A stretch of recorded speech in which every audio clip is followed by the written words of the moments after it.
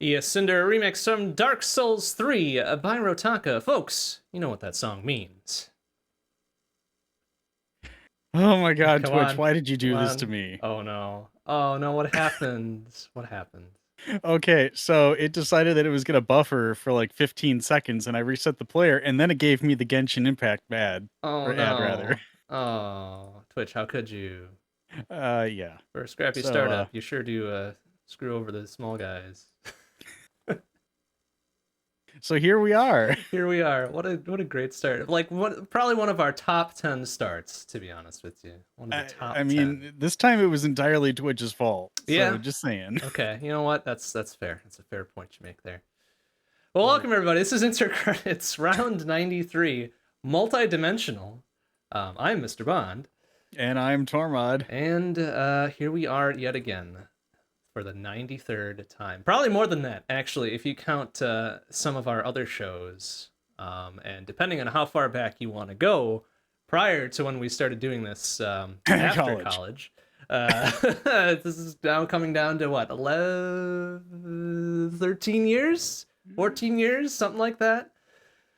Oh You'll have to boy. go dig up the archives when I used to be called DJ Ike. Good gravy. Yeah, actually, yeah. There's some of the old college podcast recordings have your name, have that name Uh-huh. emblazoned in the file name. So I could probably find that really extra quick whilst we do housekeeping here, huh?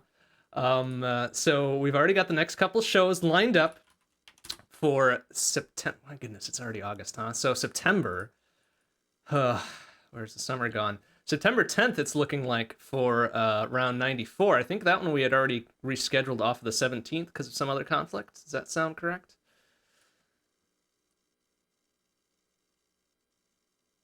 A resounding yes?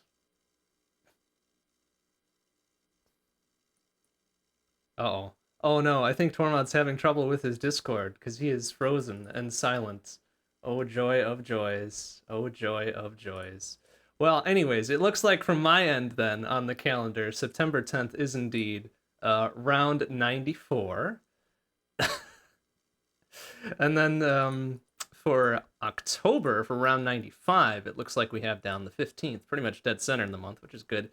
We do try to organize around the center of the month to make it a pretty even amount of time between the previous show and the next, which we've done with pretty good regularity, with the exception of a few months in past years when things either got a little wild or, that sort of thing. But we've done our best to kind of maintain that throughout the years plural, which is kind of frightening to say. Oh, So, so hey, yeah. I'm just going to interrupt you real quick Okay, yeah. because my internet just took a shit. Your internet entirely just went down, huh? Oh. Oh no. Yeah, I'm gonna try to fix that. Okay, well, you do that. Well, since you probably missed it, I just went through housekeeping for schedule for next couple shows. So Okay, we're good that's a good there. start. So we are ready to start with around the world with our news, huh? Uh, unless you've got some other housekeeping you would like to bring up. Um, I'm just looking through here. It looks like we're obviously on Friday the 13th right now, which is pretty Yes, exciting. of course.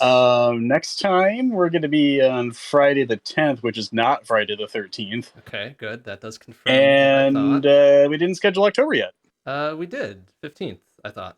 No, That is not on my calendar. did I not send you the invite for that one? No, I sent you the invite for that one. You're listed on the thingamading. Oh, that's right. I'm looking at my calendar offline. Oh, well, that would do it Well, probably. that might that might be the reason. Well, Oh anyways, shit. take my word for Oh, it. The 15th is what we got down for that one. okay. I guess November we can now schedule out the third one, despite you not having full access to things at the moment. Sure. You want to do the 12th or the 19th? I know what dates are at least. Yeah, that's good. That's a good start. 12th seems pretty good since we're doing sort of an early October one, right? Oh no, October is dead center. How about we call it 12th regardless? Whatever. Sure. Sounds great. So that'll be around 96 if my math is indeed on point, which sometimes it is and sometimes it isn't. I'll send out the invite for that later. We're not math majors. It's fine. That's true. I'm only a math minor. Uh, The joke still works. All right, so that I believe wraps up housekeeping then. Around the world, some news. Okay, so we have a choice here. Do we want to do like the really kind of bad and serious things first, or do we want to leave that for later? Well, why don't you start? Okay, very strong choices all the way around. So, let's start with the bad stuff then, to end this on a higher note than obviously this is going to be. So, Activision Blizzard is in the hot seat again for dumb bullshit, entirely of their causing, of course, which is not extremely surprising to anybody who's been following anything the past years. Oh boy. So, the state of California has filed a lawsuit against Activision Blizzard pertaining to their actions or lack thereof surrounding extremely sexist behavior and other labor violations. So, in the intervening time since that was announced, the president, now former president of Blizzard, J. Allen Brack, has resigned. 3 other very high-ranking designers have resigned. The director of Diablo 4, a high-level Diablo 4 designer, and a high-level Warcraft designer. Shareholders are putting extreme public pressure on Blizzard to fix this shit. Other investors and shareholders are considering a class action lawsuit against Blizzard so that they fix this shit. Uh-huh. And of course, Blizzard's initial reaction or initial response to all of this happening was extremely tone deaf, which was in large part a prompt for a fairly large walkout and protest from What's Blizzard new? employees. Yeah, I know. It's a shocker. Sit down for that one. Oh. Yeah, right. Cursory. So this is still developing, obviously, but this centers around an incident from very long ago in 2013, specifically BlizzCon 2013, where details of that particular event are still emerging, about having about Blizzard having a particular room in a hotel entitled the Cosby Suite. Mm-hmm. So that has its own sort of implications, which are directly in line with all the shit that's going on. Oh boy. So, how is this going to shake out, do you think? We've already got 4 resignations. One of which, well, I think one beyond that now, another person has been terminated or let go or whatever weird ass weasel words they used for it. There's still ongoing public pressure against them, which is good. So I guess we'll just have to see how like all the legal things shake out. Do they deserve to come back? I don't know. My instinct Because this says definitely isn't the first time. Yeah, my instinct says no. The reality of the situation probably says they're going to come back anyways. Which is its own particular ball of dumb bullshit. But yeah, this is again another wait and see sort of thing where it's good that this pressure is ramping up. Mm-hmm. It's terrible that it's been so long since one of the major catalyzing incidents. I'm sure there's been plenty more before that one and since. But, you know, the next best time for something to happen long ago is now. So, good. Better late than never kind of thing. Yeah. But better never? Really? Better, like the fact that it needed to right, should never have been a thing. Better to never have those causes to begin with, but shit. Good Lord. I know. What a I mean, there was so much buy-in on this, like nobody's really got plausible deniability here, so I don't know. I mean, my opinion of this is, hey, Activision Blizzard, get fucked and stay gone. Yeah. Yep. Which, fortunately, this time, with the amount of attention and actual media coverage it's getting, people are actually canceling their subs to things and staying gone. Please do. Yep, and there's been plenty of calls as well for Bobby Kotick to resign, step down, etc. Yeah. Which is good. I'm Bare minimum. real curious to see like what actual real legal ramifications come out of this. Because you always hear like, oh yeah, they're no longer with the company, they're stepping away to reflect or no, or they don't reflect our values or something like that, Yeah. and nothing ever comes of it. They just go on to some other different company, or they wait until the heat dies down and they come back to the same company. So it's like fucking please let this be one where something actually happens, please. Anyways, there's way more to come out of that, I'm sure, which is kind of not particularly great. I'm not really looking forward to it, but we'll report back perhaps next month if things advance. In the meantime, let's move on to some better things. It's low bar to clear, I know, but clear that bar we must. So something still kind of bad, but much less bad. Facebook is recalling the Oculus Quest 2 and delisting it from new sales because apparently the face padding, the foam face padding they have around the case itself that goes against your face, has been causing breakouts of rashes and hives. Now, for existing owners that don't want to return their unit for a full refund, they are offering a replacement silicone pad instead of the foam pad, which I guess is good. Something that they can do with it. But yeah, so good job. Good job, Facebook. It had to be the face. It had to be the face, right? It's almost, it's not even irony at this point, is it? It's whatever the opposite of irony is. I can't think of a good word for it, but it makes a lot of effing sense for this to happen to a Facebook product. Yeah, I'm gonna look that up. Yeah, I would be very curious to know a good word for that. Sincerity? Oh, come on. There's got to be something better than that. I suppose. Yeah, like... I mean, that is an antonym of... Earnestness, candor, forthrightness, genuine. This isn't quite the angle I want. No, it doesn't quite match, but I think people know what we're saying. It's like it's almost perfect. It's almost too perfect. Like, it sucks for people who are affected by it. Like, I don't wish illness or rash or hives upon anybody, but the fact that it's happening to a Facebook product is pretty funny. So good luck with that, whoever's got all that stuff. Me, I'm not touching any of those products, so whatever. It feels obvious there. Yeah. I don't know. Yeah, it does. So another topic that's slightly less bad, but still kind of we've got another record-breaking sale of a classic video game. A new in-box Super Mario Brothers NES cartridge has gone for $2 million. Oof. In an auction. All right. So I could look back at last month's notes where we covered the then record-breaking sale of was it another Super Mario Brothers cart back then, or was that the Super Mario 64 one?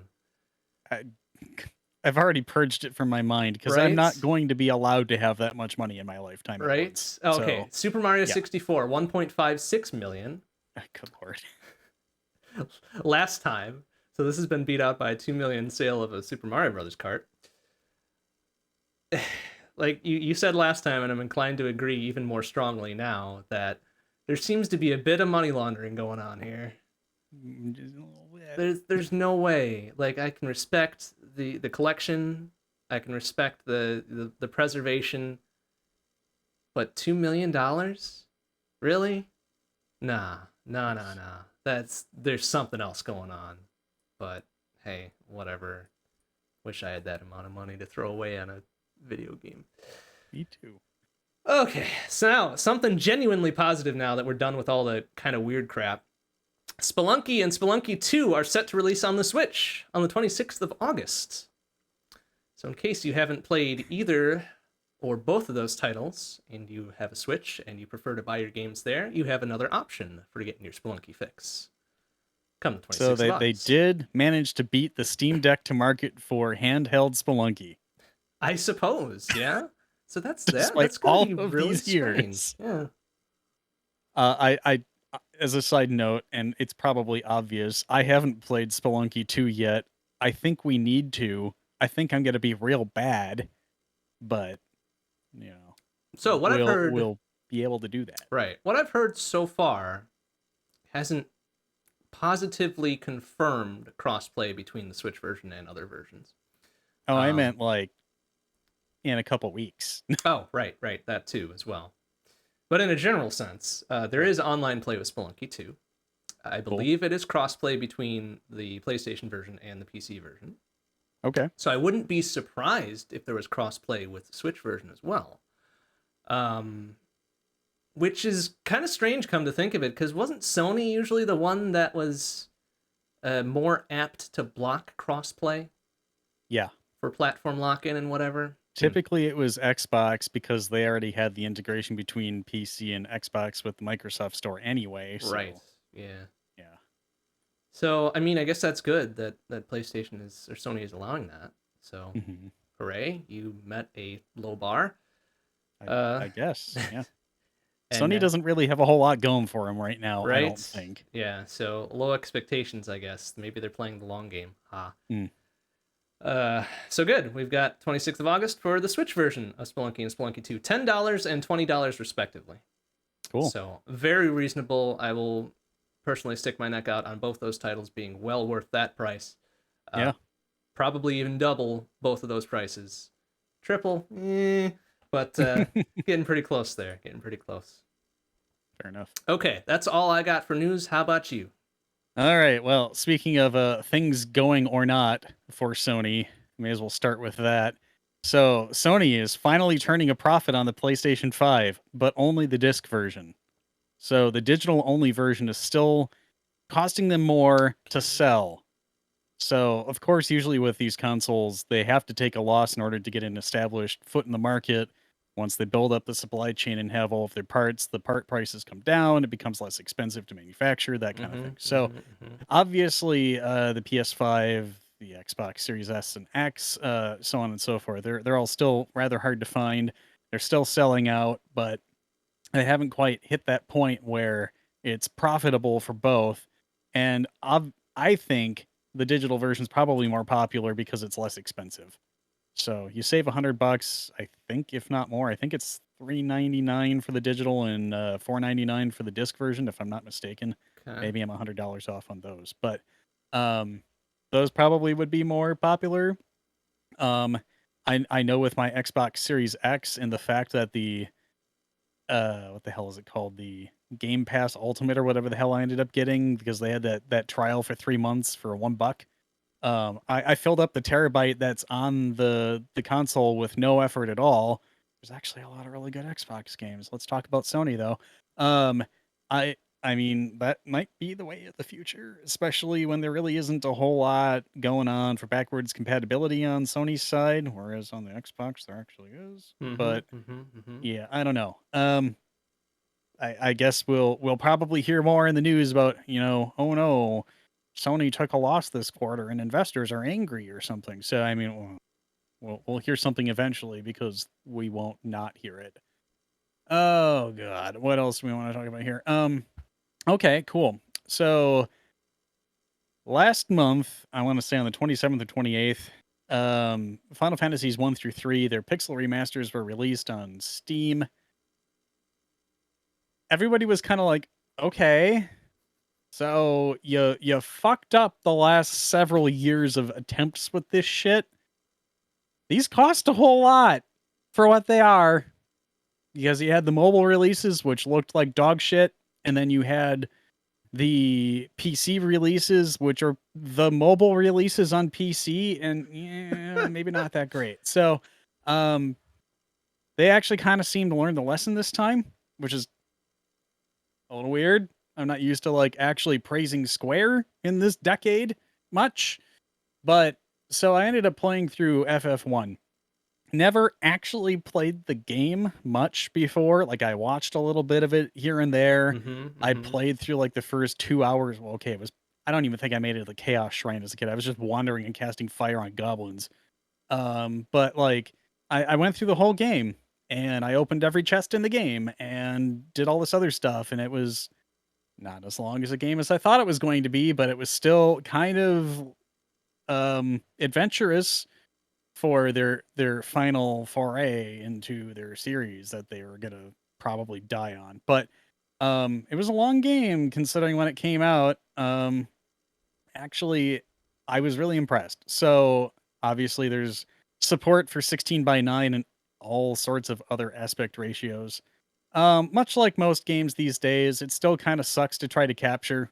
Um, you have borderless full screen and windowed mode, and sometimes it remembers the monitor it's supposed to be on. Sometimes it starts in full screen, maybe. Um, yeah, that's just the same shit that all of the other games I've been playing lately have the issue with, and that could be a Windows 11 thing. I don't know, big shrug, but whatever. Um, the same things happen there. Native aspect ratio for your monitor, it looks really good. There is integer upscaling for pixels, so it's not weird and compressed and weird aliasing and stuff going on. It actually worked. It was real good. Basically, they took the 16-bit Final Fantasy design language for like your sprite sizes and that kind of stuff, and they used that. They probably allowed themselves a little more colors to work with, maybe. I'm kind of thinking this reminds me of what Saxon ended up starting to kind of prototype out with their game thing, where it's integer scaling. You're constrained to certain things, but you can have more fidelity if you want, that kind of thing. So that's kind of what that reminded me of with this. Um, Gamepad support was real fucky. I had to jank around in the Steam settings and like check the Xbox box and uncheck the box and unplug and replug the controller a few times, and eventually it would show up, and fine. Once it did show up, it was good. Um, I I felt real good playing this on an Xbox controller, haha. But um, so when you play the game, there's this little thing in the corner that says you push right trigger to see the controls. I thought I did read through them. About halfway through my playthrough, I discovered that you can run. Which, I mean, the walking speed's actually respectable in this game. Like, I thought that was okay. I wasn't worried. Some games are just so fucking slow, but no, this actually seemed like it was okay without running, but whatever. I'm trying to think of the other notable things. I noticed a lot of sound effects. A lot of sound effects are taken directly from Final Fantasy VI. There's a lot of things, like some casting noises, some dialogue, like chirping and stuff like that. There are a lot of sound effects that are used from Final Fantasy VI. So that was cool. I was really able to like, I know where that's from. They kind of played with some of the themes a little bit. So they added some sections. They didn't use some sections that other remakes did. So for instance, I haven't played through 2 or 3 yet. I intend to start those in about 10, 14 days. But in the PlayStation and Game Boy Advance releases of FF2, there was a second half of the overworld theme, which I thought was really good sounding. Like, I really liked it. That's why I liked the overworld theme so much after I heard that version of it. But they didn't do that this time. They had something else. It was a totally different new section, which is okay. But unlike the other remakes, they didn't take any of the content from them. None of the additional dungeons or characters or anything else. It's the release version of the game. They did remake all of the soundtracks, and I can say, at least with FF1, they sounded outstanding. You can tell Uematsu definitely had his hands in everything. There were some sections that actually sounded like the compositional styles of FF12 and 13, which I wasn't expecting because he didn't work on those as much. But no, they're all really good. Trying to think. Auto battle, that was a thing. You could do it, and it made grinding so much less shitty. Peninsula Power's gone, sorry. Oh. Yeah, I know. All of those ogres are probably happy not to be in a pile on the shoreline there, but gosh, what else was different? Now, this wasn't the one where they kind of fucked up the fonts on it, did they? I'm getting to that. Okay, very good. I will shut up yeah. then. What the hell else though? They still kept the "Here Lies Link" gravestone. Every other Nice. gravestone in the game is just a normal ass gravestone, so whatever. Auto battle, yes, it remembers. You have a couple options like most modern menu-based Final Fantasy battle systems, I guess, like Octopath, whatever, where it can remember your cursor position, but it can also remember the commands that you did the last battle. So it will, when you do auto battle and get into a battle, it'll just repeat the things that you did last time. Interesting. So I was not a smart lad. I never figured out that when it says use a staff or a rod or a shield or something like that, it didn't mean that it broke as soon as you did it. Oh, no. Not in the OG Yeah, I didn't Final know Fantasy. that. So as soon as I found the heal staff, I'm like, fuck it. I don't even need to attack with my white mage anymore. So I just kept healing every turn. It was the best. Oh, boy. And then the end dungeon. So Tom was my black mage. Hi, Tom. We finally get to the end dungeon in the game, and you find the Murasame. And I ended up getting totally curb stomped by Chaos the first time. And I was like, well, okay, I guess level 52 isn't strong enough. I was trying not to overlevel for once. So I went out, and somebody in chat who was not part of my normal community decided to drop the spoiler that, you're missing a couple spells. And I kind of put 2 and 2 together, and I opened up, so it's convenient. So the map stuff, this is related. I'm sorry, I have ADHD, whatever. So you push a button and you can see on the world map, like where all of the places are that you've been, but it also says what treasures and shops you haven't been to. Interesting. And what key items you haven't got. Not specifically what they are. It says like the number of things. I see. So you've got So that's how I 0 of figured out how to 1 get or all the 1 of chests 2 and all or the stuff, something. because I looked at the number. But Okay. so I was looking through and I'm like, okay, where haven't I been to a shop? And of course it was the Sky People city that I forget the name of. Left And I was like, okay, you Lefian? fuckers, I see kind of what you're doing, because we have a little mini map up there now. So that's a thing. That's real helpful. And I'm walking up to the top right, and I'm like, okay, so if I go up one tile, it brings me out to the world map. But if I go right, it doesn't. So eventually I meandered my way through, and I got Flare and Life 2 or whatever the hell it was. Auto Life. I don't know what it was. Nuke and Life 2. Nuke. Or okay, Lift well, 2, they called sorry. it Flare, I think. They always called it Flare in the remakes, yeah. Oh, okay. It was Nuke in OG because they only had 4 characters to work with for all the spell names. Yeah, and then you're looking at the spell names, you're like, what the fuck do these do? Exactly. And some of them didn't even work, but that's a story for another time. But I get back to the final dungeon after having all that stuff, and I'm like, okay, this is great. I got cat claws, which was a waste of money because my characters are already strong enough without them. Whatever. So I ended up going through the dungeon all over again, and I'm like, okay, so I'm gonna like spend an hour just running in a circle with auto battle for a little while. So it turns out in FF1, after a certain level, you don't have to accrue more experience per level to keep leveling. So I think like the most experience you have to get per level is like 22,000. And some of those encounters with like the vampire lords or whatever just give you almost enough for an entire level in one fight. So I just kept running in a circle, and eventually I gained 24 levels. I'm like, oh fuck, oops. And I didn't need to leave. I didn't use any items. I kept healing with the heal staff, and I never had to do anything. It was great. Yes, the Murasame, that thing. Okay, so as I was in that last city going through my equipment, I'm like, wait, why the fuck is the black mage dancing when I have this stupid sword out? And I'm like, oh, okay. So turns out Tom got some really weird levels throughout the game. Tom got a lot of physical strength as a black mage. I don't fucking know why. Curious. So I just gave Tom the Murasame, and Tom became dangerous, very dangerous. So as I was auto battling around, it was like, okay, so what's the evolved monk? Whatever that is. It used to be Master. I think it is. Is it still Master? Okay, so the Knight Master and the whatever the Black Sage thing is. Black Wizard, White Wizard. Wizard, sure, Black Wizard. Yeah, okay. So those 3 melee attacks the whole time, they're just ripping through shit.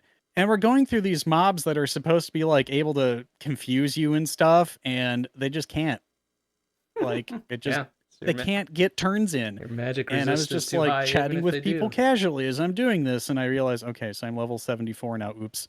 So we go into chaos, and I'm doing my like blink setup and getting everybody so they're invisible because white mage had a staff where you can Invisilara or whatever the fuck it was, and everybody got the vanish status and whatnot. So I get all my stuff set up and I start casting some debuffs and whatever, and like 3 turns in, he's just like, I'm out, bye. And I was like, really? I was that close? Oops. Oh So boy. yeah, like every boss in the game before that was basically that. Like I would set up for like good strategies with debuffs and buffs and all this other shit, and then 2 turns later, the boss is like, oh, fuck, I'm dead.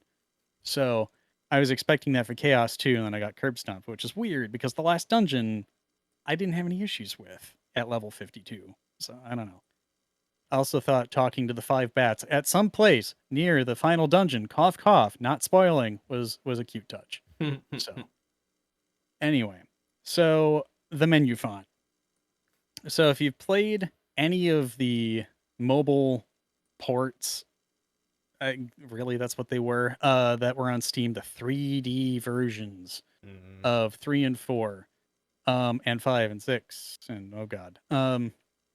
You'll notice that they have this really, really condensed, tiny, a while narrow or whatever the fuck it was font.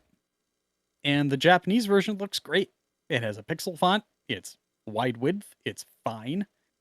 But the American release is like, y'all can get fucked. So you have all these like huge dialogue windows with tiny, tiny text. They're not using the space. So somebody very, very kindly ended up making their own version of whatever this weird custom format was for their fonts and ripped the font from Mystic Quest and made this like 2-file replacement thing where it would just use that. And the game's engine's actually intelligent enough to line wrap what it needs to at tokens and stuff. And it'll actually like, if you only have a single little area, it'll actually like make the font a little smaller and more narrow so it fits. Like the engine had the capability to do it. Why didn't you use it? I'm upset. So I ended up using the FF Mystic Quest font, and it actually looked really, really good. I think it added to the experience because it reminded me of freaking 16-bit. It was great. So they had But all really, of I mean, like, all the pixel mod the graphics. font. It's literally just dropping a file or 2 in each release. It's super easy, and everything else is great. I've heard excellent things about 2. They haven't really changed how you level in that game, so I got that to look forward to, but I didn't really have too many problems with it when I was playing it with you. Well, once we figured out what the heck was going on with it, yeah. Yeah. So I would just take my warrior and keep smacking my white mage until it was almost dead, and then they got HP. That's how it worked. Just like in real life. Right? Definitely don't go look at my Discord right now. There's some dark humor going on. Anyway, so the thing that I'm most looking forward to is, you know how we went from FF2 to like 5, and then we went back to 3? Because we ended up getting the fanlation of 3, and we played it in the emulator on the Wii or something like that. Okay, so when we went from like playing FF4 and 5 and being like, okay, we definitely noticed that there was like a technological progression as to what they were able to do as they advanced the software. And how we went to 3 and we were like, holy shit, this really beats the pants off of every NES release so far. They did so much more with the game. I'm looking forward to that because allegedly they actually improved a little bit on how things work in that release too. But I want to go through 2 first. So I get to listen to the Rebel Army theme and cry a whole bunch. But then I can get to 3. And then we can go through all those cool dungeons. Like, I remember the dungeon design was really amazing. Like, we were going through these volcanoes and we couldn't avoid stepping on lava and we had to take damage and all that other stuff. I didn't know FF1 had that at that time, but now I know. But I don't remember 2 having stuff like that. I remember 3 being its own kind of special level of WTF with the spell names, though. Although that might have been the fanlation more than the actual spells themselves. I'm not really sure. I still think they had a character limit, so they kind of had to just go like, fuck it. Yeah, but even the spell names themselves were kind of like really weird. Like they didn't seem to match the actual effect they had, but I don't know. Maybe my memory is skewed of that. The Lufia games. Those are the ones I was thinking of. Those had fucked up spell names. Those are kind of messy, and we didn't know how to tell what they did until we went back to the very beginning of the game where you started at late level and then you had the prologue that became the epilogue, whatever. It was weird. But there was this one little help tile that I didn't know was a help tile at the time because I was still trying to figure out the controls that said, hey, you should hold R and push X so you can get a description of all of your spells. We didn't know that until the end of the game. Was it a weird So we were just button like combo? randomly casting shit. And we are like, oh yeah, that's great. Okay. Yeah, all right. I remember there being a button to show the help text, but I didn't remember it being a weird combo like that. But hey, that would It was explain a something lot. stupid. Yeah. Because like in that game, you had to like use the D-pad and then another button to do stuff. Yeah, it had kind of like a really crude early radial menu type thing. Kind of, yeah, actually. Yeah, it was pretending that it was an analog stick. And I'm like, at least you only have 4 options. Right? But yeah. oh boy. Okay, anyway. Spell names. They're clear now. They say what they do. It's good. Although, I mean, like, if you really want to struggle, don't play the remake first. Go back to the original and go, huh? And then realize that, like, half the spells actually don't work. Or in FF6, like, magic defense isn't a stat. It's a stat, but it doesn't stat. Anyway. Oh, so it does, that similarly doesn't work. Yeah, there's, like, an entire stat in FF6 with version 1 that just doesn't affect any computations whatsoever. Fun. Which is how you're able to get some bosses real fast because like they don't have natural immunity to something and oh no, you vanish doomed them or something. I don't know. Whatever. FF6 is a busted as shit game. Anyway, those games are coming out later this year, allegedly. I think November was the month that I heard. So 4, 5, and 6 are due for release as well. If I'm not mistaken, there's a bundle on Steam of 1 through 6 of the Pixel remasters, and I think it's on sale for like 11 or 12% off. It's not much, but it pays sales tax. So,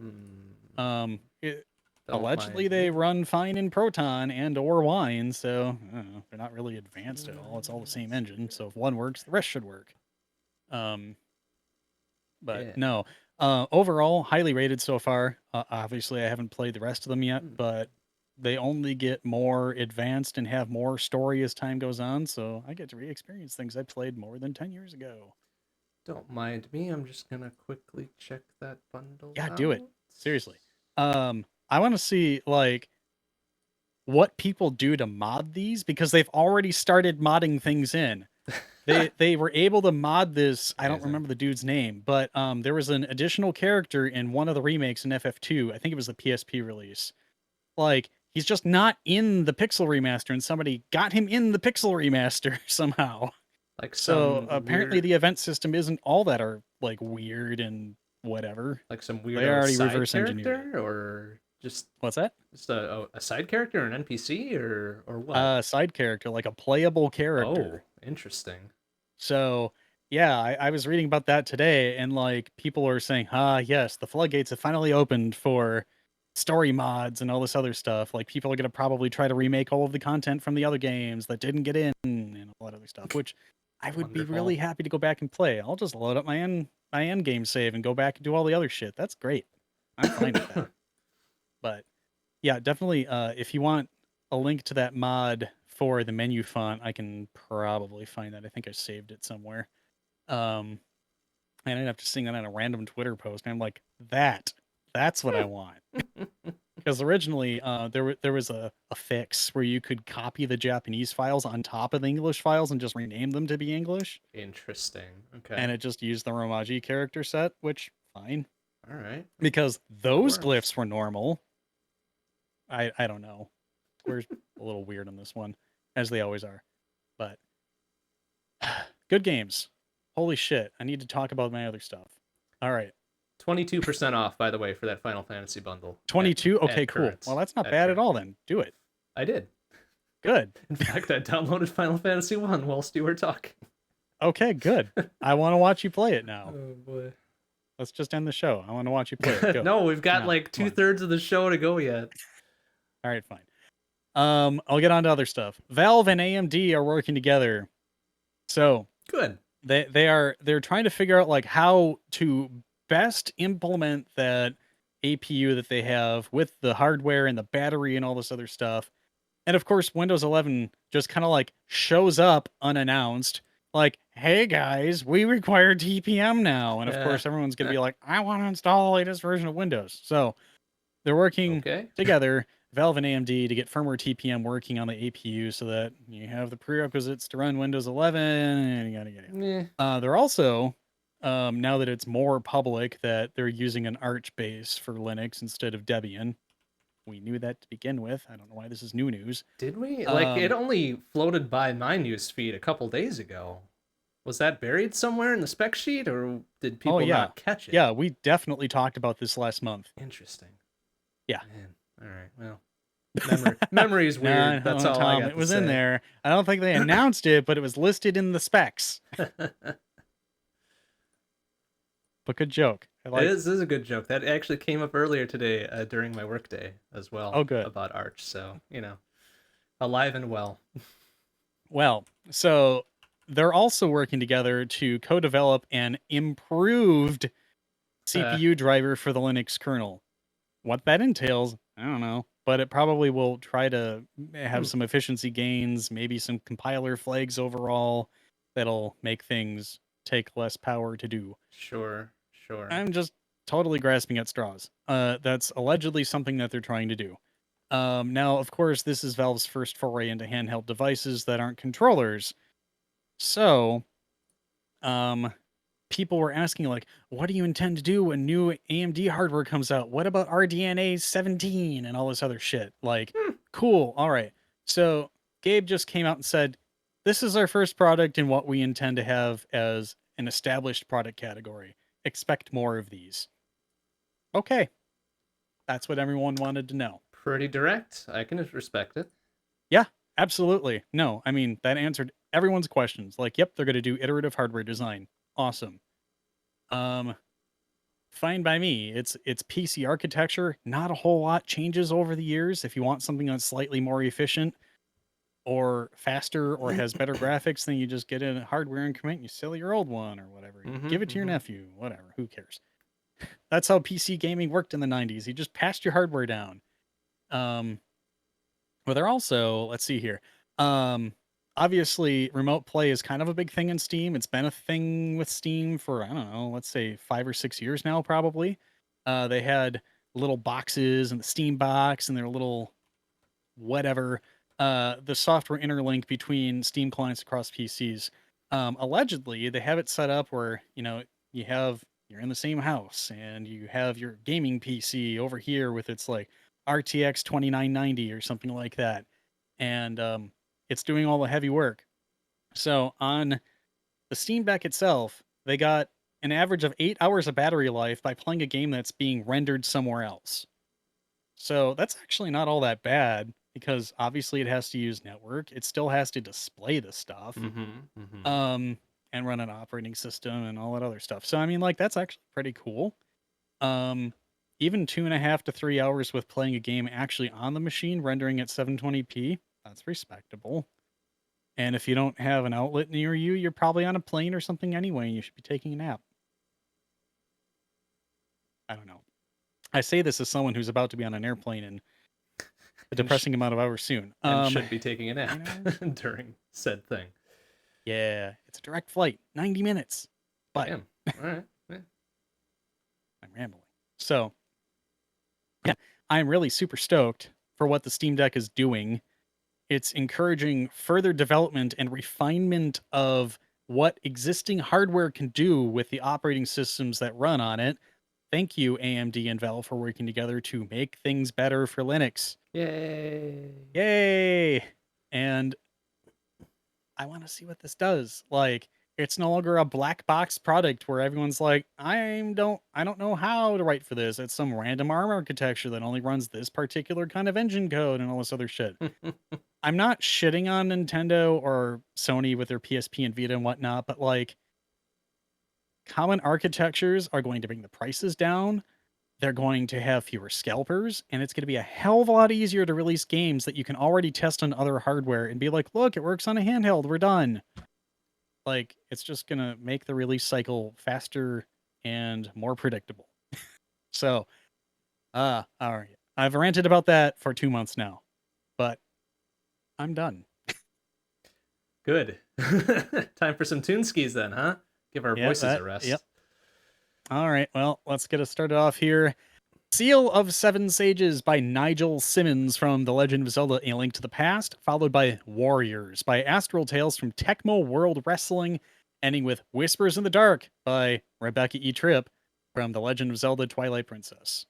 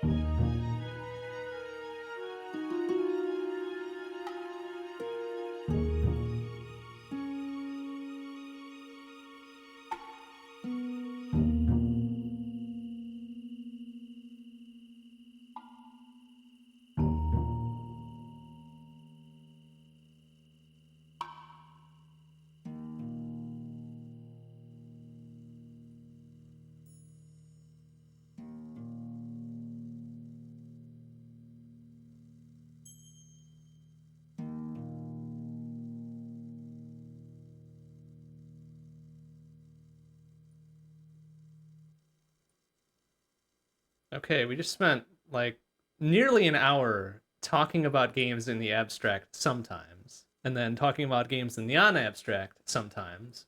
How about we spend some time talking about games we've actually played?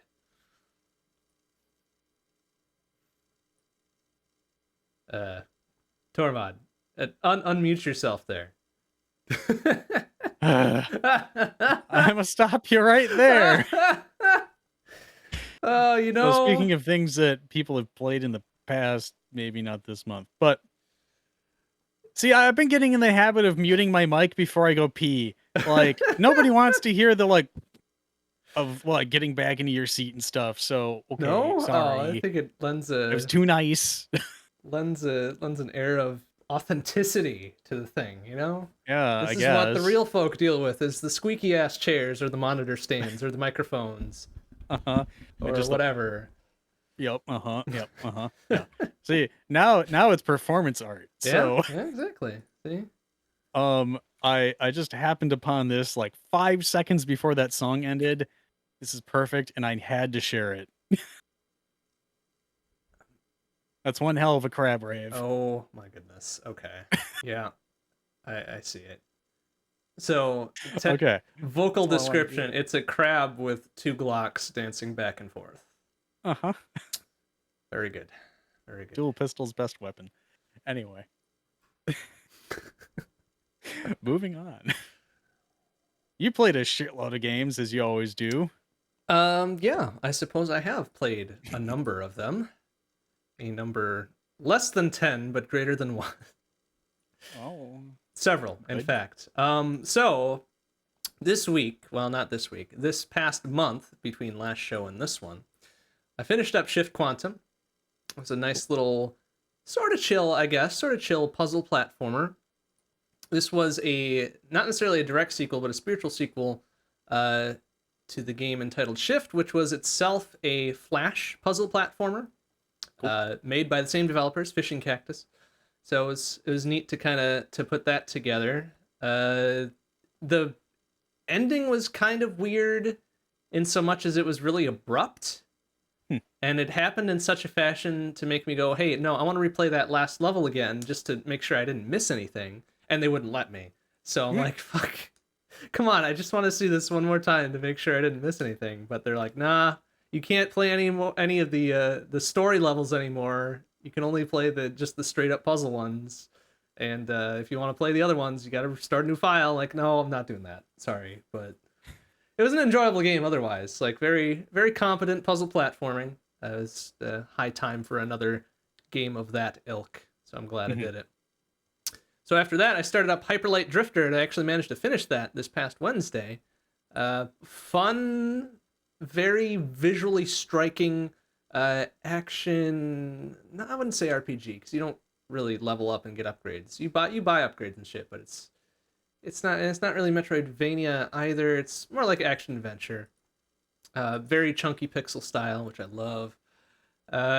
Interesting story told in an interesting way. There's not any dialogue at all. It's all short still images and like very lightweight animations, vignettes, which is super cool. The only bad thing I will say about the game as a whole is that some of the sound balancing is really not good. All of the cutscenes are extra loud and don't seem to respect your volume settings, and the rest of the game is fine. So whenever you get to one of those cutscenes, it's a mad dash to get to either your hardware or your OS level volume controls and turn it down so you don't blast out your earballs. But yeah, it was an excellent game otherwise. I would highly recommend it. On the Shmup Book Club side of things, we started a new shmup for the month of August. Supernova, aka Darius Force, for the Super Nintendo Entertainment System, or the Super Famicom, depending on which one you go for. It's an interesting game. It's like Darius Twin, but with checkpointing, and losing your weapons every time you die, which makes it kind of a pain in the butt, as everybody in the SBC is fond of pointing out. But it's a fun game, regardless. It's hard to find like a really terrible shmup on the SNES. Because it does have quite a few good ones, and a fair amount of so-so ones, but I wouldn't say a good number or a large number of really terrible ones. At least we haven't found them yet. So We should make one. Intentionally make a terrible shmup? Why though? When it's so easy to do accidentally. So that's going on through the month of August. Our quarter 3 shmup is Salamander 2. That's been going on since the beginning of July. That's a very competent shmup. Very fun. It even got someone who is not a fan of the Konami style shmups to actually look forward to playing it. I'm not going to name names on who that person was. It wasn't me, by the way. But it is another very competently made shmup. That's very fun. And then our quarter 3.5, 3 3/4. I don't know how we describe it anymore. For August, September, and October is Einhander for PlayStation 1, PSX. And I know I'm going to get just flogged for saying this, but I didn't really enjoy my brief stint with it this past Thursday. There's something about the mix of perspectives it uses that just does not work for me. My mind cannot keep up with not the constant shift of perspective, but like way more often than you would expect. Because sometimes it's side-scrolling, sometimes it's kind of this weird-ass like 3/4 isometric going into the screen or not or whatever. And it's just like, well, okay, I have enough trouble with hitboxes when we're just dealing with full-on 2D stuff. Now we got to deal with this weird 2.5D but chunky-ass pixel textures and PSX, and it's just like, it's too much for my mind brain to deal with. So I know Einhander is well regarded by many folk, but I just can't get into it. Oh well, win some, lose some. Other stuff I've been playing, my Sunday long plays have been dedicated almost entirely to Noita, which I still have yet to do a single clear of, because again, aggressive playstyles are not very well rewarded. It usually ends up in an unfortunate but hilarious death, and it's never the same death twice, so you at least get that out of it. So I'm probably going to continue to do that for my Sunday long plays, because it is, despite the setbacks, it is a very fun game to play. And then for Saturday grab bags, been mostly working with Link to the Past Multi-Worlds. Myself and Boris and sometimes 006 and sometimes EI and other folk have been testing out a bunch of multi-world stuff. We recently came across or picked back up or whatever you want to call it, the multi-world setups of Archipelago, which includes your Link to the Past, but also pulls in Minecraft and Factorio and Hollow Knight and Subnautica and Ori and the Blind Forest, and eventually Super Metroid will get in there too. All in the same multi-world setup, which is bizarre as hell, but extremely fun and goofy. So the other night, it was myself and Ben One, I want to say, and EI doing a couple LTTPs in a Factorio. That was fun. One other previous evening, it was myself doing 2 LTTPs and EI doing Factorio. So it's just an astonishing feat of engineering. Sorry, Ben 3. Yeah, sorry. Okay, Ben 3, not Ben 1. Getting my Ben numbers mixed up. It's an astonishing feat of technology that LTTP being what now, a 25-year-old game? Maybe more than that? Possibly more than that. Is now online enabled with more modern games and equally modern games in a randomizer type setting across multiple people on the internet. So props to everybody involved in that particular mess of software. You done breathed new life, even more new life, into these fantastic games. Did you do this? I know you were working in some absolutely cursed shit. I don't know what the cursed shit is, but this kind of ranks up there.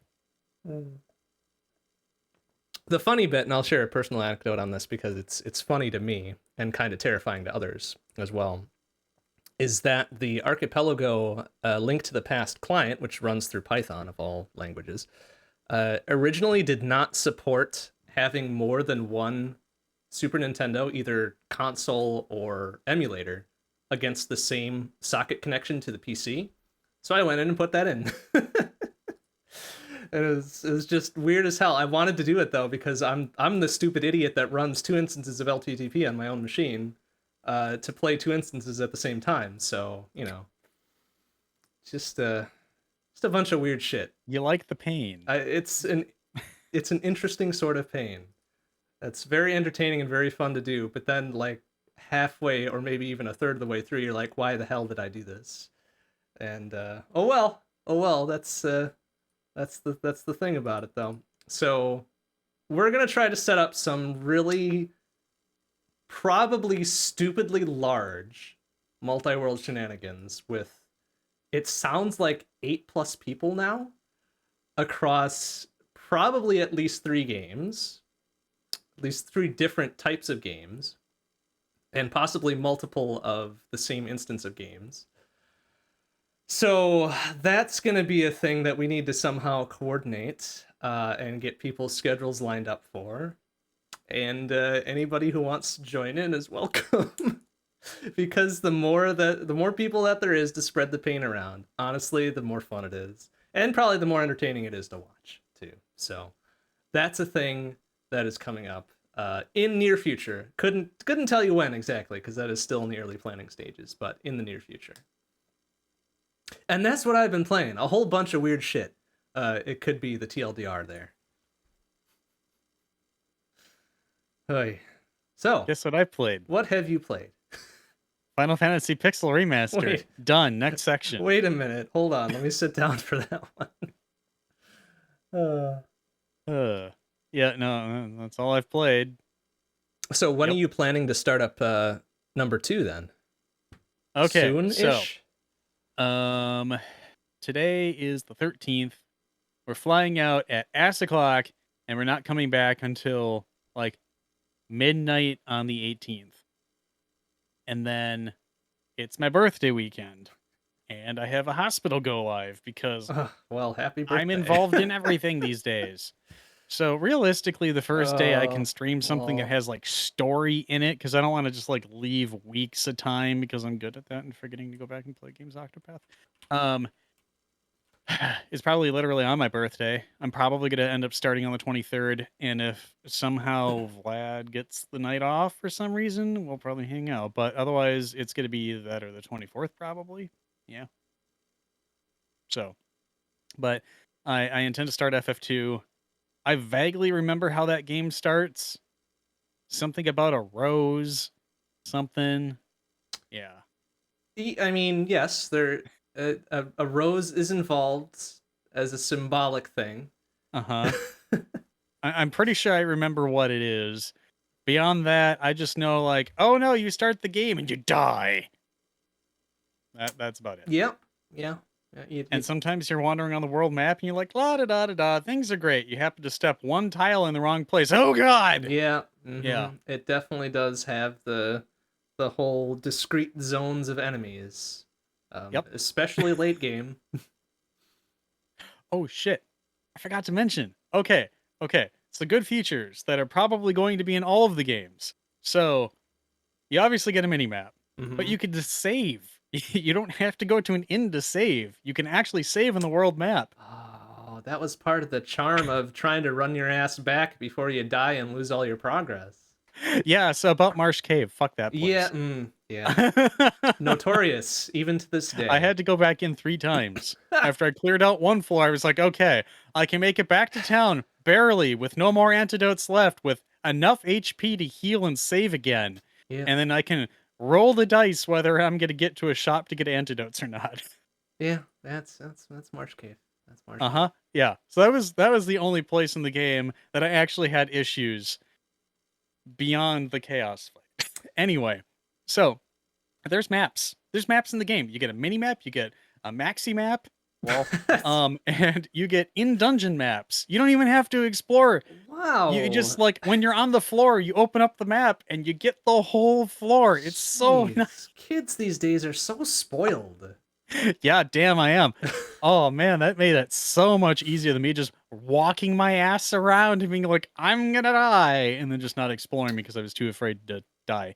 So FF2, I think that's gonna be a much less chonky experience. So I don't know. there were some. I remember there being some interesting dungeons. I don't remember anything about them. I just remember that there were some difficult parts where we just didn't know where the hell we were going.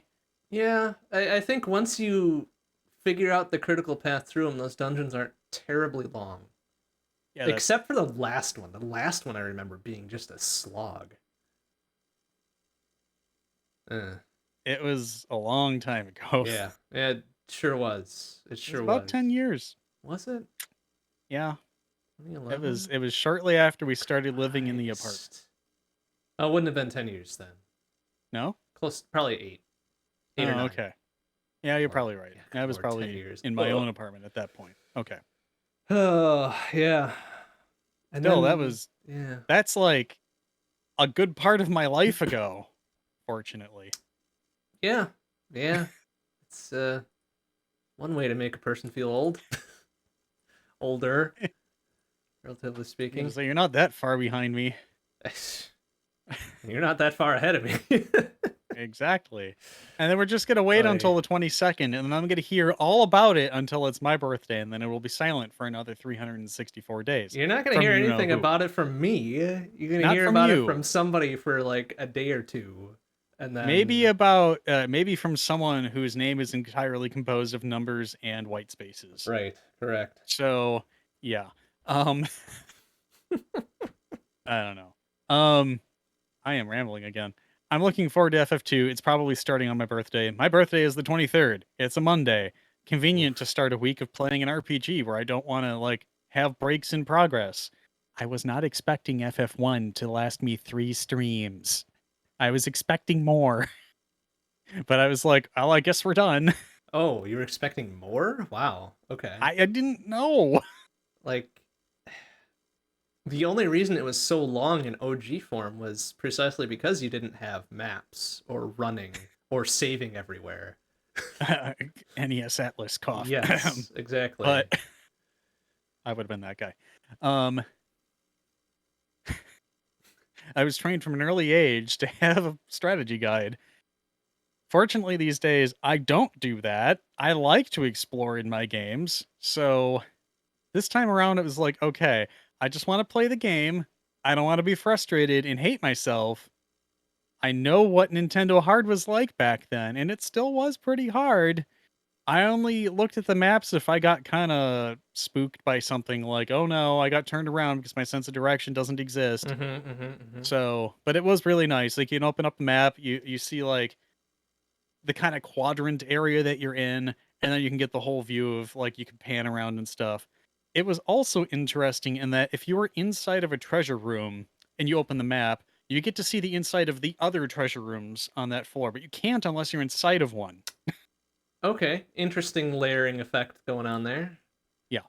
Huh. So, amusingly, that tripped somebody up because they went to the sunken something or other, and they were expecting the adamantite, whatever it is, to be in a chest, and it wasn't. It was just sitting on the floor, so it didn't show up in that view. And they were like, "Oh no, I don't know where it is." Yeah. Wait, So I was like, I explored everything because that's what I did in dungeons. I just didn't want to get lost. They put the adamant in the sunken shrine? That's weird. Pretty sure. Because that's what you brought to the dwarves to do something with. Yes. Yes. And I'm pretty sure that's where that was. Interesting. Okay. Oh, yeah. Yeah. So about the sunken shrine, because why not talk about more about FF1? So I went through the whole thing, and I get to the end, and it's like, okay, step on the... Oh, yeah, that's a thing, too. At the end of dungeons, after you, like, do the crystal-y thing, you can step on this thing, and it warps you out. Yeah, that was the thing I wasn't sure if that was OG. Yep. Okay, so we got that. Cool. And it just brought me outside of the town that you have to, like, go back in, go back into the little, totally not a bucket, whatever, barrel, and go back in. And I realized I was short 2 chests.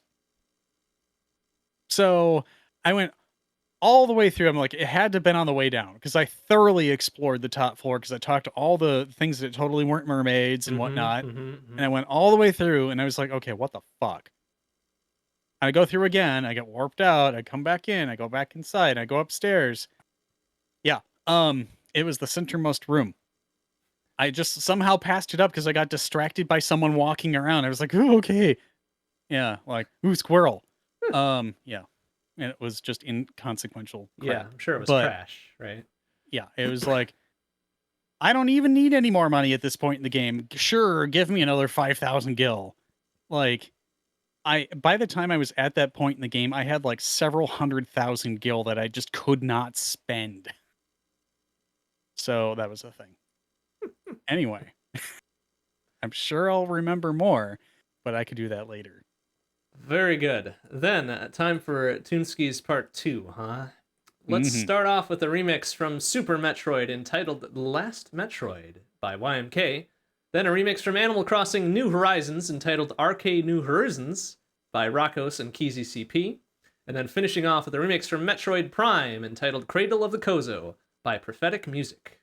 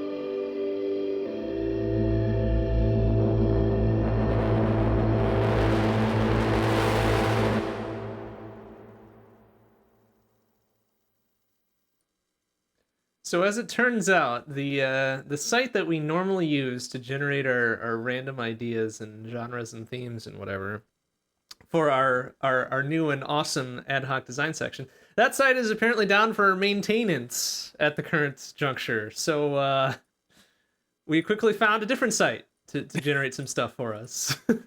Yeah, I was getting that ready during the break. I was like, why isn't this a Google search result anymore? And I went and looked through boy. all of our chats and whatnot, and I couldn't find where I put the link because I know I had in multiple chats and I just couldn't find it.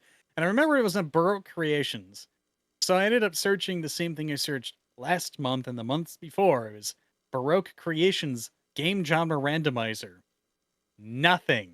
Nothing at Womp. all showed up in Google. Like, not even a mention to Baroque Creations. I was like, what?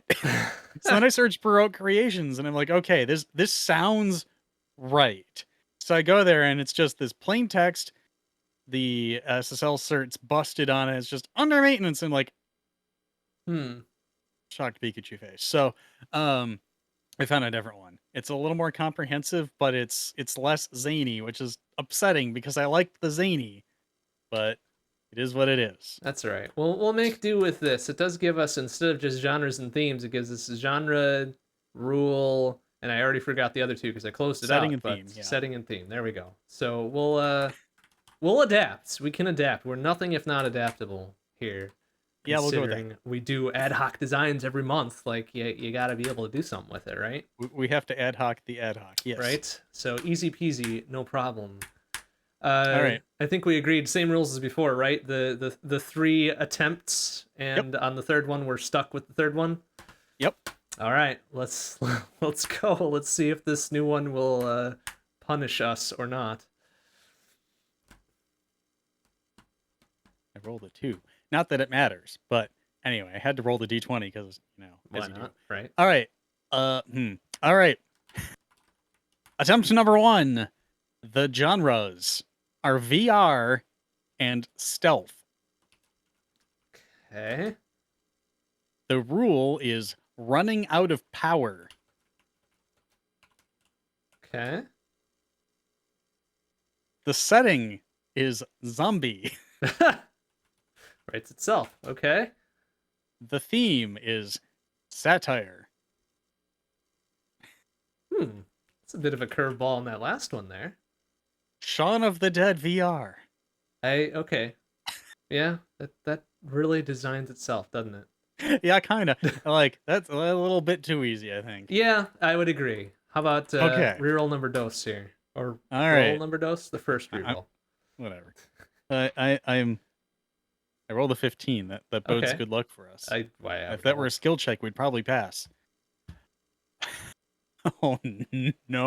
Oh, that is not a good thing you This want to is hear. Dark. Oh, okay. Our genre is survival. All right. Our rule is 1 room. Ooh, okay. Our setting is post-apocalypse. Oh my god. All right. So it designs itself again. All right. Okay. Our theme is rich versus poor.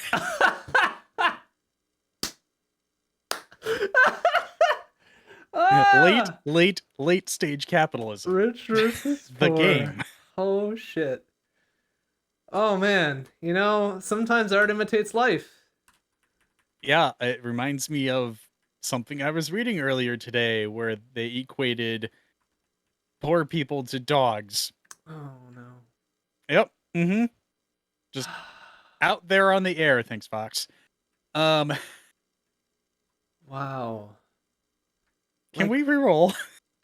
Oh man, like this is, if it were any other era than the shitty one we are currently in, this would be doable.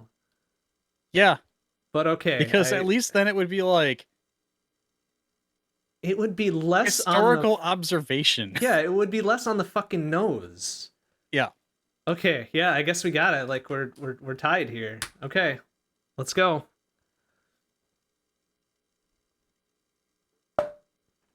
Okay. I'm rolling my d20 again, a little late, but fucking roll the 20. Okay, I guess we're keeping natural this one. 20. Oh boy. Genre, side scroller. Okay. Rule, you are your enemy. All right. Setting, medieval. Theme, man against the world.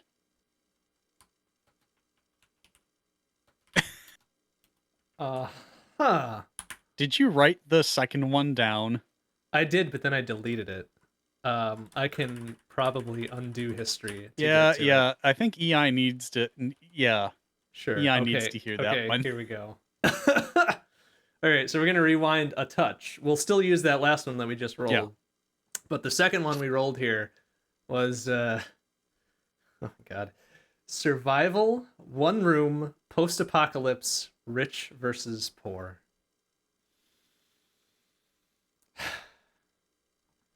Big damn shame. Real Yeah, big damn we're not shame doing there. that one. Spoilers, it's the game of life. Yeah. Woof. Without the colorful pegs and the very And the people actually affording cars right? in college. Oh. Yeah, and the particular click clack of the spinner thing that had a very distinct noise to it. It's true. Okay, so the one we're actually going with, because we have to based on our own rule set, is side scroller, you are your enemy, medieval, man against the world. Curious. Very curious. So this. Okay. I need to look something up to make sure I'm getting the name of this game right. Okay. Whilst you're doing I that, am. I'll have a Okay. think about this. Okay. This sounds like a Jekyll Hyde version of ActRaiser. Sort of. Yeah, I can see that. I had to make sure ActRaiser was the right game. So, Well, but I mean, that's ActRaiser- kind of what makes me think of it first. Yeah, ActRaiser is a bit of a weird one where it had the whole city building thing plus the side scroller bit. Uh-huh. At least ActRaiser 1. ActRaiser 2 forewent the city building bit. Yeah. But I mean, like, you could take it a little on the nose there, except not in the terrifying way, where man against the world, you are literally shaping the world to do shit. So that's Okay. kind of what made me think of it. Yeah, I get you. Otherwise, shit. What's the other one that recently got a remake? It was a side scroller. You started without any armor. You eventually got armor. It was a very popular SNES game that you liked. Well, okay. Super Ghouls and Ghosts? Oh, that would be the one. Maybe? Yeah. Okay. Yeah. So that one is a little less kind of reaching out there, but it kind of, yeah, those two are the ones I'm thinking Well, of. yeah. It hits two of the four things we got to deal with, right? Mm-hmm. The one that sticks out in this list for me is You Are Your Enemy. That gives me kind of Celeste vibes a little bit. Yeah, I was thinking that, or like the whole Dark Link thing. Yeah. Battling though? Yep. Yeah. Mm-hmm. So I like that. Yeah. Let's make side-scrolling Celeste. I mean, I mean, wait a minute. So no, I'm feeling kind of something similar to that, where you have to do a level twice. Yeah. Okay. In either two entirely different paths, or in such a fashion as to where you won't overlap your both sets of actions at the same time. Otherwise, you lose, get hurt. I don't know. Okay. So now, brain's jumping off the deep end. Okay. Now I'm thinking of medieval, evil Donkey Kong Country.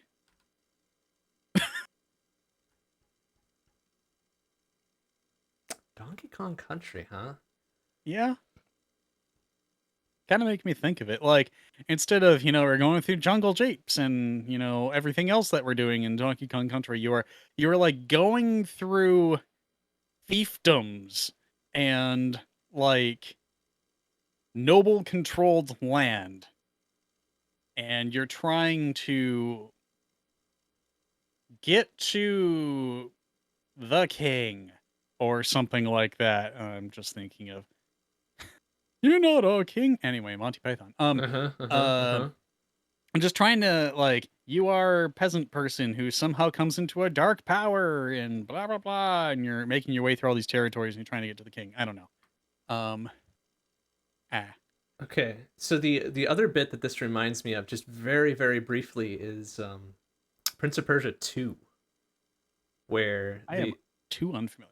yeah. So the do you are you familiar with Prince of Persia just in general, the series? Like So I think I'm aware of the mechanic wherein like you can kind of rewind time a little bit. that? That's Yeah, about as much as I know. that was one of the later, the Sands of Time. Got That it. was the entry in the series there. But in particular, the opening cutscene in Prince of Persia 2, which was a rather old DOS game at this point, was like, oh hey, yeah, after the events of Prince of Persia 1, you're cool now. You and the princess are friends or whatever, and you're going to the palace, or and then you get there and you're already there, but it's an evil version of you that nobody can seem to tell the difference between.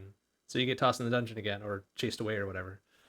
Um, so if you want to do the whole like literal you are your enemy, like you and evil version of you, etc. Right. Hmm. But if you want to take the whole, progressing through fiefdoms thing that you just mentioned, like you're working against an entity that steals your own strategies and tries to get to a certain place faster than you or whatever, right? Yeah. A lot to go I with mean, on it's this. not like the most like outstanding idea, but I'm trying to think of ways that we can make it medieval without just being sword and sorcery. Right, right, right, right, right. And like how better to do man against the world other than like economic status differences. Yeah, yeah. So end goal of that being what? To make it to the king or Yeah, I'm trying to think royalty of like what or would a reasonable end game goal be that someone wouldn't be like, "Wow, this is way too like an edutainment game or something." yeah, yeah, Um yeah. there's got to be like the opportunity to do something. Um Hmm. hmm, death games. If you make it this far, you'll get an amulet. I don't know. So is this like a claim the throne type situation where, oh, king is sick, deathly ill, dead already or whatever? You have to make it to seat of power and claim the throne before your twin brother, twin sister, close Evil relative, counterpart. evil Yeah, counterpart, etc. does. sure. Hmm. Okay. Yeah, I can kind of see that. That would be extremely English. It yeah, definitely is. Yeah. Lady of Mm-hmm. the Lake, except the Lady of the Lake is some sort of eldritch monster or something that former you turned into in a different timeline, and I don't know what the fuck I'm coming up with. For your evil twin slash rival. Sure. Okay, so the king is dead. Make it to the seat of power before your evil twin slash rival slash shadow. As good a one as All right, any, now I this just sounds guess. like a fucking Fire Emblem game, except side scroller. Sort of, I guess. Yeah. Like, why not? Which, I mean, sword and sorcery. There you All go. right, why not? Like side-scrolling Fire Emblem, like it's got one thing at least you like, right? Weapon triangles. Ugh, oh no. Wait, what have we done? Can't we don't? Okay. So obviously, like this is sounding a little bit action platformery to me. Yeah, I'm thinking that too. It kind of makes me think of like, uh, huh. Actually, it kind of makes me think of the Illusion to Gaia. Actually, it is definitely medieval. Mm-hmm. It is. I can't quite remember the end game. I know you have to fight bosses over again, and they're like the dark versions of them. Um, I don't remember You the are pivot, kind of yeah. against the world because you have to rediscover everything that your dad did Uh-huh. before he mysteriously was disappeared. And it was definitely a side scroller for the Yeah. most part. I mean, there were some areas where you can walk in all four directions, Right, but yeah, it was I window mean, stuff like that. that at least kind of brings a more mystical thing to it. Like, instead of simply going through fiefdoms and stuff like that, you could be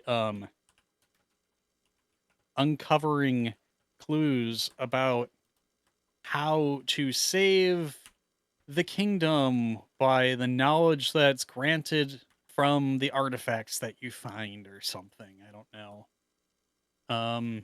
And in doing so, earns you allies along the way and makes it more likely that you'll succeed type thing? Maybe I'm trying to think of the you are your enemy part though. Yeah. Like maybe the you are your enemy thing could be the twist. Like at the 2/3 of the way through the story mark, like, oh no, this dark entity has been living in my head or shadowing me this entire time and is now going to get there first with all the knowledge that we had to work to get, or something. Hmm. Maybe you got cursed at some point when you were doing your artifact recovery, and oh no, the dark part of you split from you and is beelining for the power or something. Okay. A more abstract version of that, perhaps, is that your reputation starts preceding you, where you start hearing stories of some Hmm. whatever other entity going on that you're like, oh man, that sounds really bad. I better hurry up and get there before they do or whatever. And then you get there and it's like they're like, oh fuck, it's that guy, get him or something. And it's like, no wait. See, what I'm thinking Hmm. is when you mention something like that, like the other you gets there first and the the reputation builds potentially in a good way at first, like, hey, I did this great thing, I made a name for myself, Mm-hmm. I was Mm-hmm. lauded with all of these rewards and knowledge and everything else, and then you show up and people are like, hey, thank you so much, we're so glad you came back, and you're like, what? And then you kind of have to piece the story together and you realize, oh no, this curse that happened in a dream wasn't actually just a dream, and or some such. I don't know. I'm trying to think of Sure. all of the tropey crap that I can. Uh-huh. Uh-huh. No, I get it.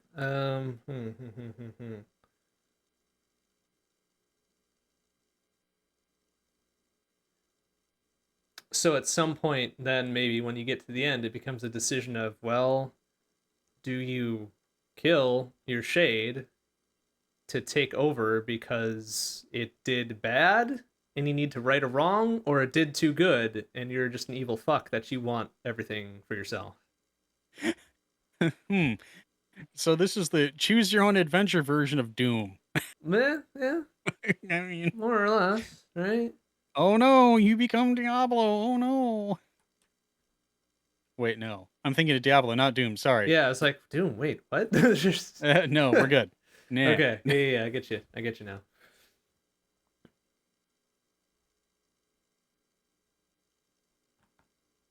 Okay. And how to put all of that into some actually understandable words now.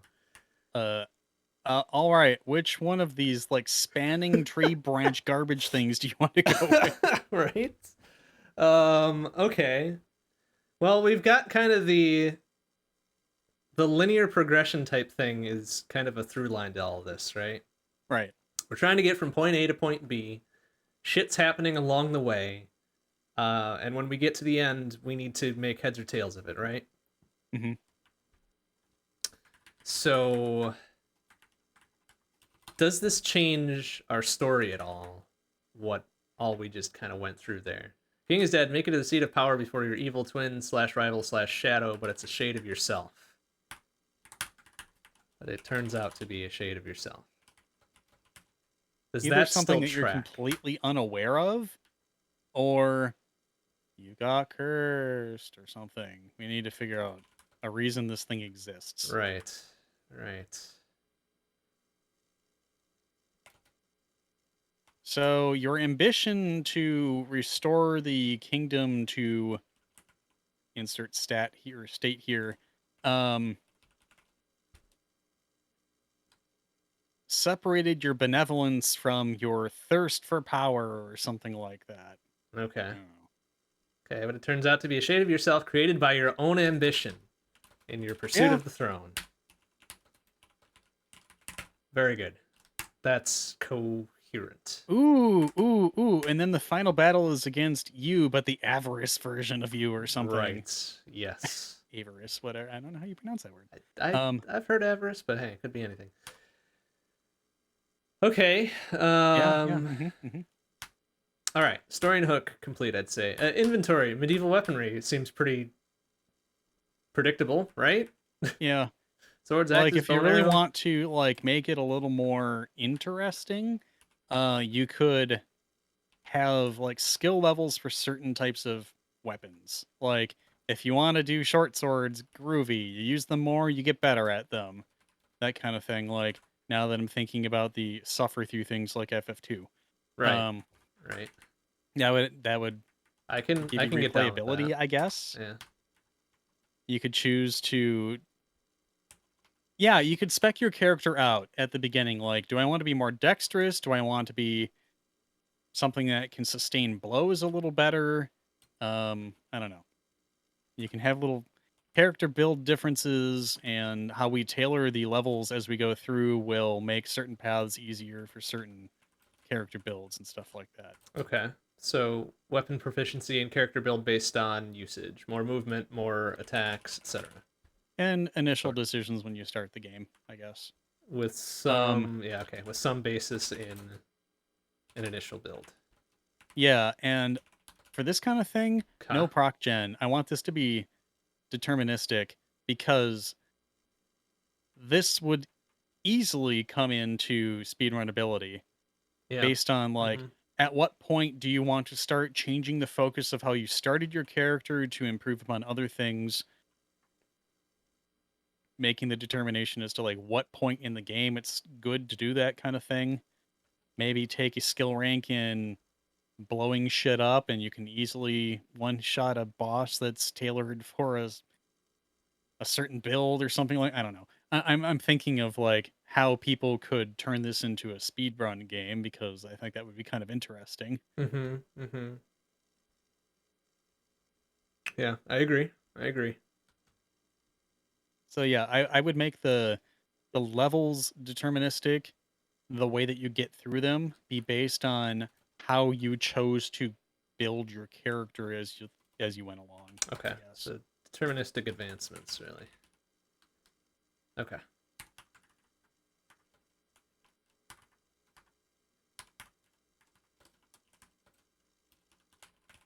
Okay.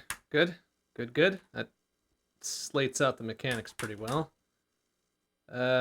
Players one, I suppose, right? Like it's you against yourself. Mm-hmm. Easy peasy. Ooh. Oh. So now I'm thinking because we have builds Mhm. that the final battle between you and your avarice version of you could be like the stronger than you version of you because they have the advantage over the thing you didn't choose. Kind of like your Pokemon rival, I guess. Right. Okay. So it would actually be Final a challenge battle regardless of what your skill level would be. is the let's see. So the final battle is the perfect counter to your build. That's much better way of putting that. Yeah. Perfect counter to your build. Very good. Okay. Input method seems kind of straightforward as well. Yeah, I mean, Like your standard side-scrolling controls, right? yep. Really, any input method you want. Yeah. You get directions, you get buttons. Gamepad. So directional, any sort of directional input plus buttons. Yeah, that's about how it shakes out.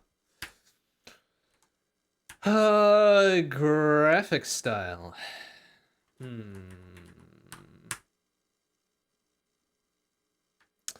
So now, okay, so we've got a choice here, right? Do we want this to be higher action, like twitchier action, or more considered pacing? like Prince of Persia was. My mind kind of keeps cycling back to that one. I think more considered approach to the levels would allow Okay. you to have more things like secrets and alternative paths that you might not have like immediately seen. Um, I'm not really sure like examples, but for instance, you could have a level where you're scaling the outside of a city wall where an outdoor market is, and you have to like, get between different tiers of, I don't know, like housing or something like that. And if you have a certain build, you can just use your lasso to like pull yourself up and stuff and have a real easy time. Otherwise, you have to like go inside and coerce people to let you take their ladder up into the roof or something like I don't know. Right. So more considered. This would probably lend itself better to not necessarily full on pixel art, but kind of like that. I don't even know how to describe that. Like the probably early to mid '90s adventure game-ish vibe. Yeah, that's kind of what I'm thinking.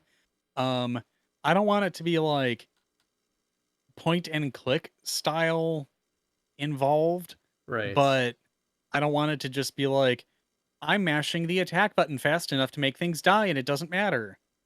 Like I want you to actually have to do something. Mm-hmm.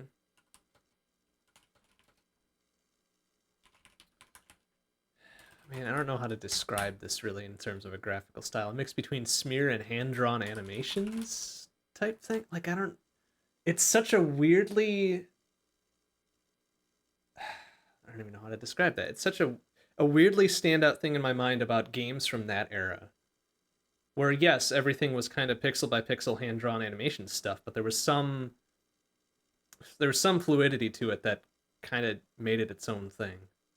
So, one thing I noticed is that there's more animation frames.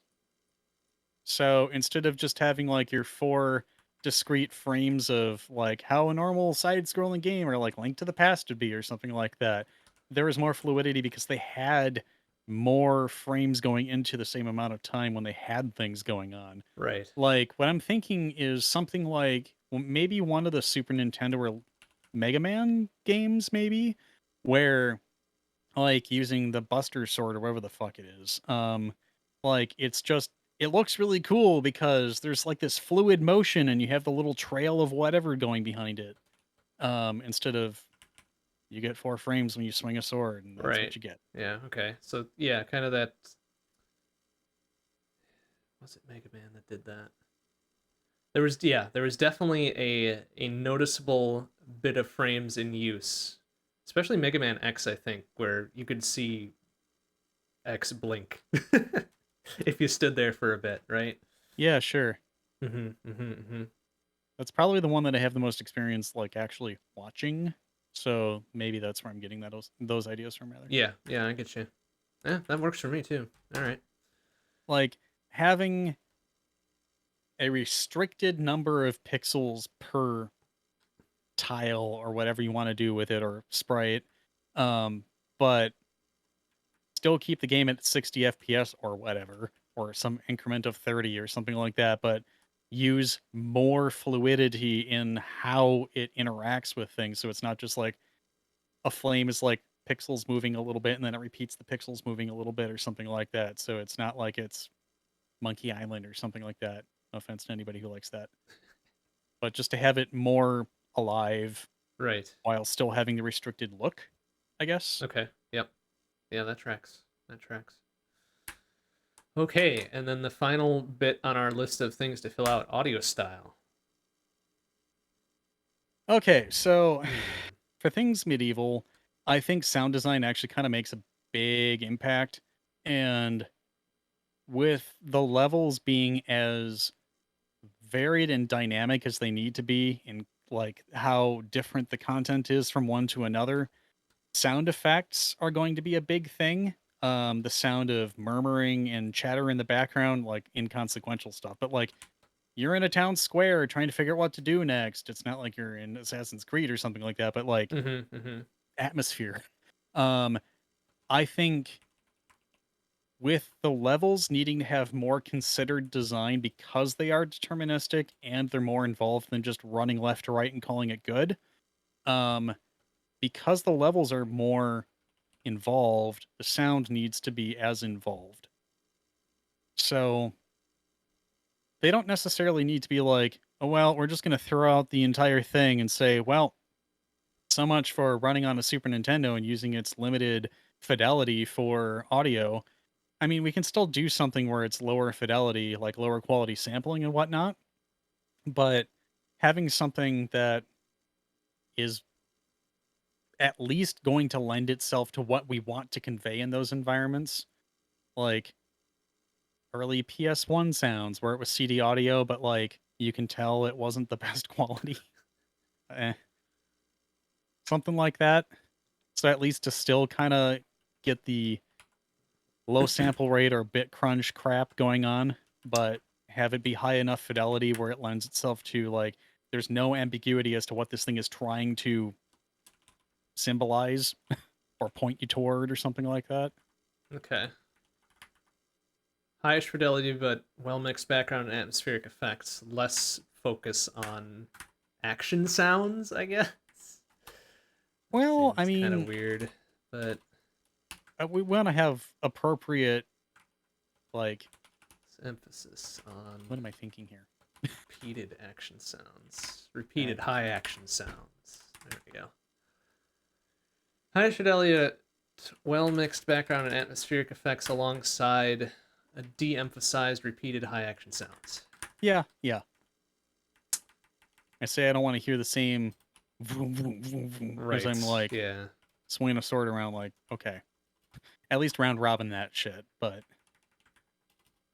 emphasis on repeated high action sounds. Okay. Yeah, that tracks. Cool. Now, the hardest bit of all, however, the title. Yeah. Okay.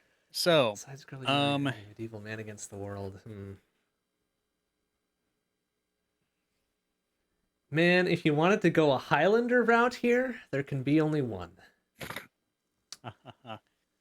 But that might be too pointed. A little bit.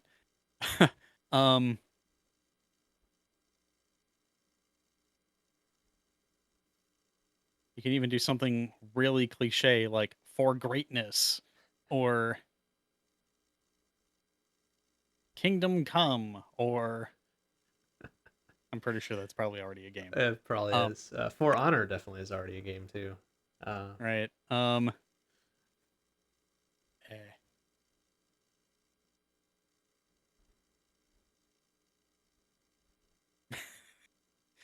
I'm trying to think of something else that's short and sweet. That's like 2 or 3 words most. Mm-hmm. Well, all right. A variation on the whole Highlander bit. There can be only you. Okay. Yeah. That's pretty okay. I like that. Let me type it or out you can even simplify it to only you. Only you. My mind immediately went, can prevent forest fire. God damn it. All right, Smokey. Yeah.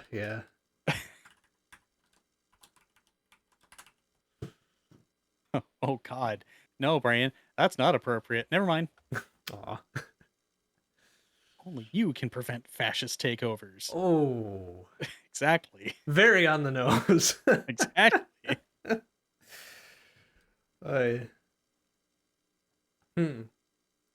You know, I'm torn between the full 5 word there can be only you and just the 2 only you. Honestly, though, I think there can only be you is good. Like, it has the kind of flow to it that resolves well. Yeah. Okay. And it has the somewhat medieval word order thing going on instead of there can only be you. So it kind of lends itself to that. Okay. Yeah. I honestly, I think that's good enough where we could waste a whole bunch of time trying to come up with something else that to thy one self be true. Oh, wow. All right, let's not go nuts here. Oof. I mean, that could be the subtitled sequel, you know. Sure, why not? All right, no, I'm satisfied with that, and with what we pulled out of our alternate generator thing, Sure. which It's an option for next time. yeah, it is. We'll see if the other one comes back. It had charm. It did. It certainly did. But honestly, I'd be okay with this genre rule setting theme thing.